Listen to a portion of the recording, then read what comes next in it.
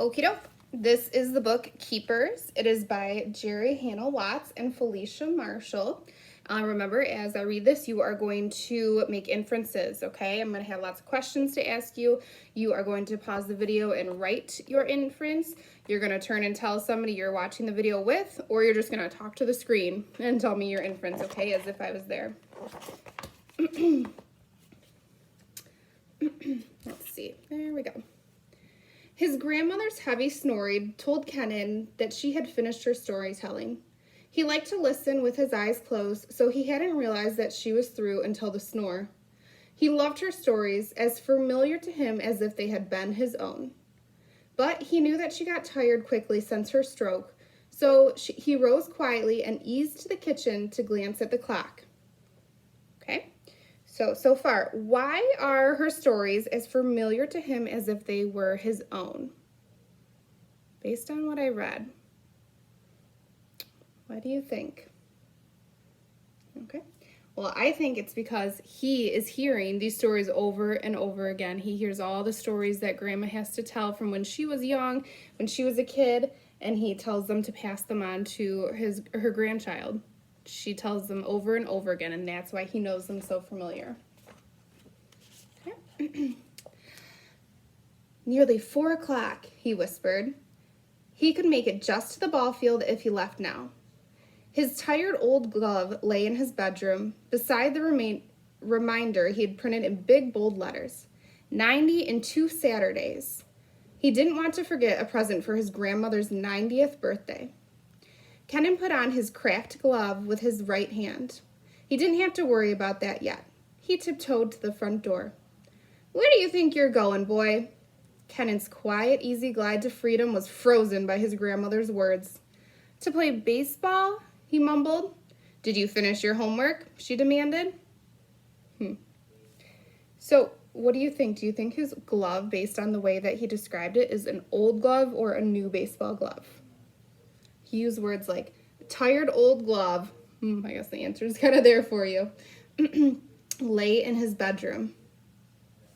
Okay, you can probably infer based on it being a tired old glove that it is old.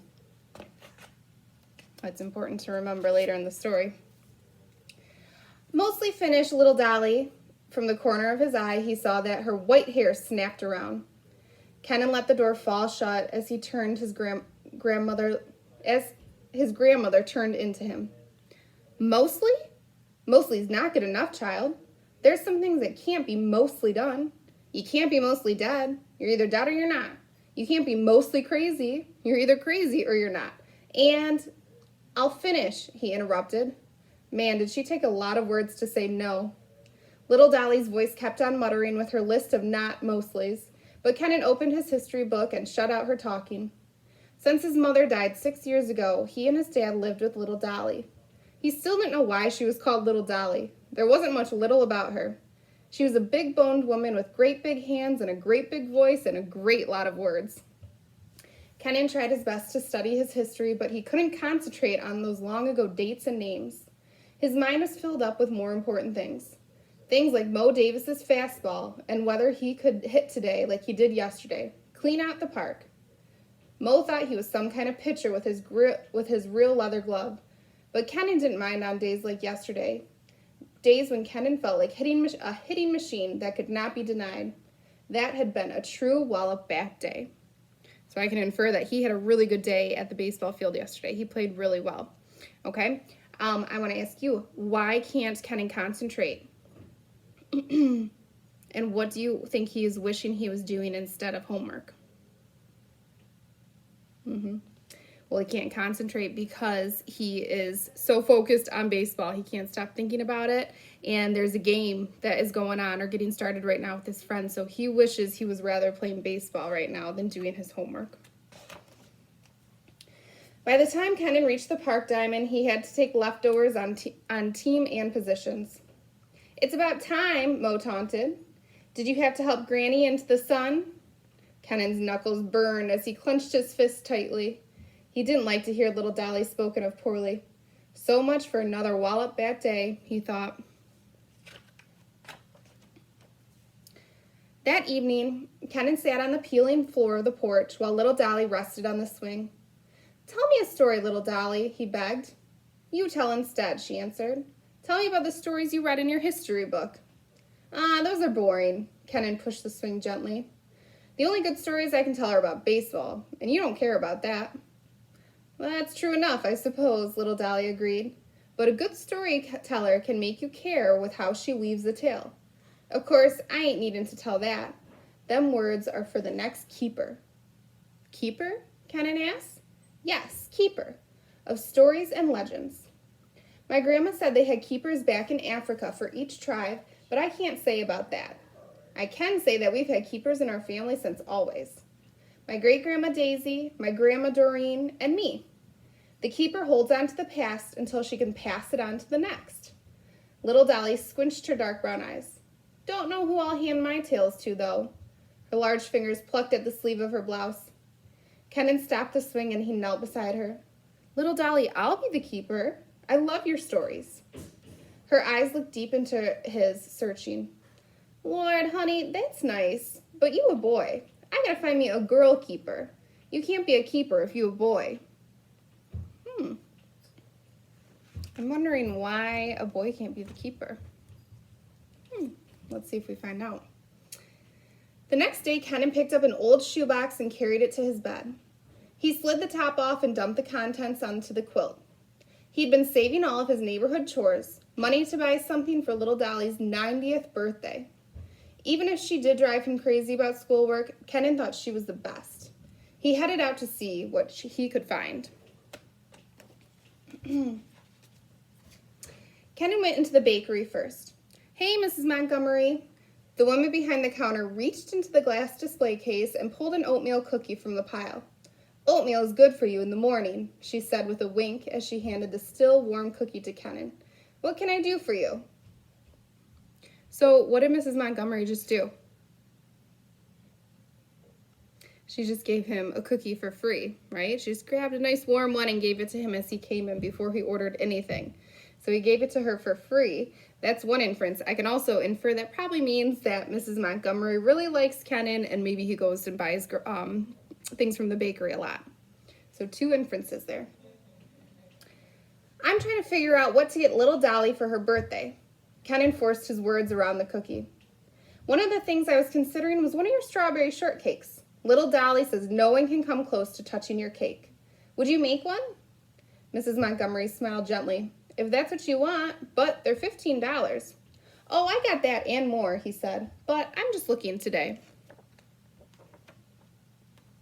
Kenan wandered along Main Street, going in and out of shops, talking of ideas for little Dolly with all the shopkeepers, for they all knew his grandmother. The antique store, where she could tell stories about many of the items for sale. The carriage ride place, where little Dolly was always delighted the tourists with her tales. The soldiers' cemetery, where she and Kenan helped the caretaker decorate with flags on holidays. So this town must really like little Dolly and Kenan, right? Kenan was sliding his fingers along the storefronts when he saw, right under his hand, a leather baseball glove. On sale. Real leather. He went in, he tried it on.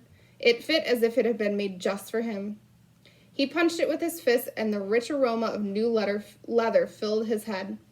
He thought about Mo Davis, and within 5 minutes, that brand spanking new leather glove slid into a crisp shopping bag. So what did he just do? He bought the glove, right? If it was slid into a crisp shopping bag. So what does that mean happened to the money for his grandma's birthday gift? That means that he just spent the money for his grandma's birthday gift, right? I wasn't thinking. Kenan ran to the field and he tried it out. Mo wasn't around, but there were plenty of kids to ooh and ah over his purchase. He fielded grounders with it, spit into it, and scratched his name on it with a penknife. And then when he headed home for lunch, streaked with dust and full of pride, he remembered little Dolly. Kenan felt as if he couldn't breathe right. His eyes opened wide, and he could feel his heart beating against his ribs in the way that a bat beats a ball when it connects for a homer. What'll I do? What'll I do? All the way home, folks asked him if he had decided yet on the gift for little Dolly. He managed to mumble something. Mrs. Montgomery looked at that ball glove, and he knew she had figured it out. Mrs. Montgomery knew.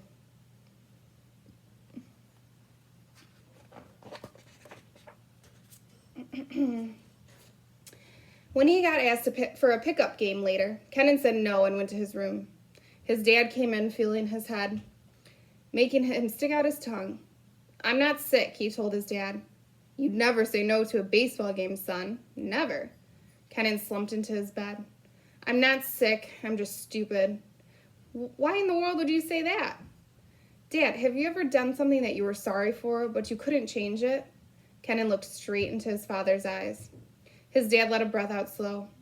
Well, sure, except everybody has, I expect. So what did you do? Well, I told myself I'd do better the next time, and then I went on. You can't go back. You can only go forward.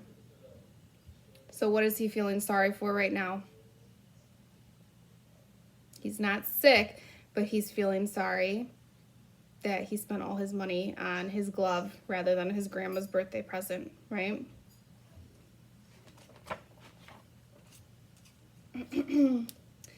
Little Dolly won't be 90 again. He couldn't do better. There wouldn't be a next time. Shoot, he didn't blame little Dolly for not trusting him with her stories. He couldn't even be trusted with money and the stories. That was it. He could give her something. So what do you think he's going to give her?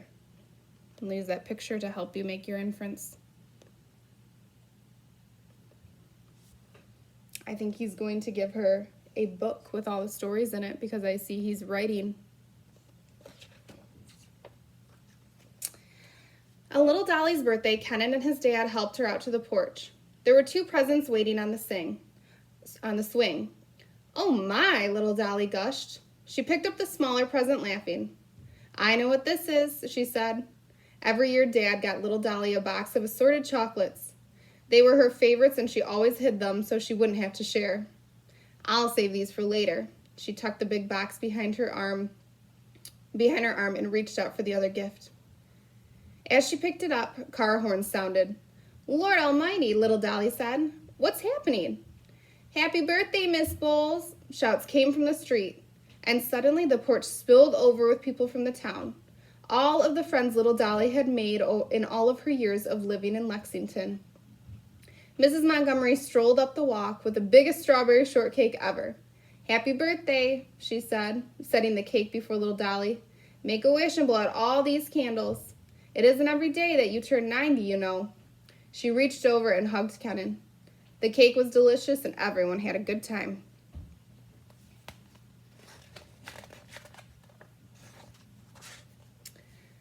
Don't that beat it all, little Dolly said after everyone had left. Best birthday Little Dolly stopped as her foot pushed on Kenan's present. Well, it looks like it isn't over yet. Hand me that box, Kenan. Little Dolly ripped off the paper as Kenan shifted from foot to foot. He started apologizing. It's not much, I know. Not like a carriage ride or strawberry shortcake. He stopped when he saw her eyes sparkling. She carefully lifted the gift from the box and delicately touched the handmade book. They showed us how to do that at school, Kenan explained, how to bind it all. And inside I put my stories, she finished. A book of my stories. Yes, ma'am, said Kenan.